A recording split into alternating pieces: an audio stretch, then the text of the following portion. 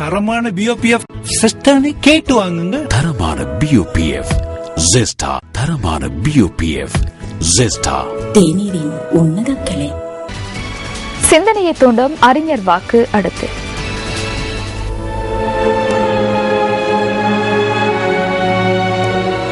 நீங்கள் எதையும் அடக்கி ஆள்வதற்கு முன்பு உங்களை நீங்களே கட்டுப்படுத்திக் கொள்ள பழகிக் கொள்ள வேண்டும். நெப்போலியன் ஹில், அமெரிக்க எழுத்தாளர்.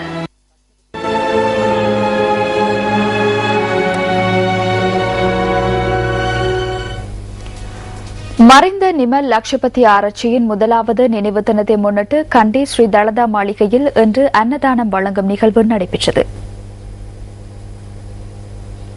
இந்த அன்னதான நிகழ்வில் நிமல் லட்சபதி ஆராய்ச்சியின் மனைவி மற்றும் குடும்ப அங்கத்தவர்கள் உள்ளிட்ட பலரும் கலந்து கொண்டனர்.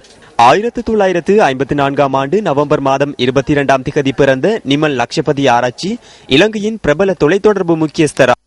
முன்மாதிரி ஊடகவியலாளரான அவர் சிரச வலையமைப்பின் பல முக்கிய பதவிகளை வகித்துள்ளார். அவர் கேபிட்டல் மகாராஜா நிறுவனத்தின் முன்னாள் குழும பணிப்பாளர் என்பது குறிப்பிட்ட. வித்தியாசமான அனுபவங்களை கண்டறிந்து ஊடகத்தின் ஊடாக வெளிக்கொணர்ந்த நிமல் லட்சபதி ஆராய்ச்சி ஒருமுறை கேபிட்டல் மகாராஜா நிறுவனத்தின் சிறந்த அதிகாரியாக தெரிவு செய்யப்பட்டிருந்தார். கடந்த வருடத்தின் இதே தினத்தில் தனது 58வது வயதில் அன்னார் கால். இனி வெளிநாட்டுச் செய்தி.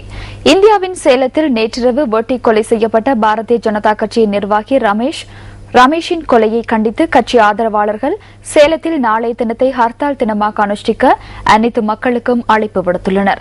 பாரதிய ஜனதா கட்சியின் நிர்வாகி ரமேஷை கொலை செய்தவர்கள் என சந்தேகிக்கப்படும் மூவரை போலீசார் கைது செய்துள்ளனர்.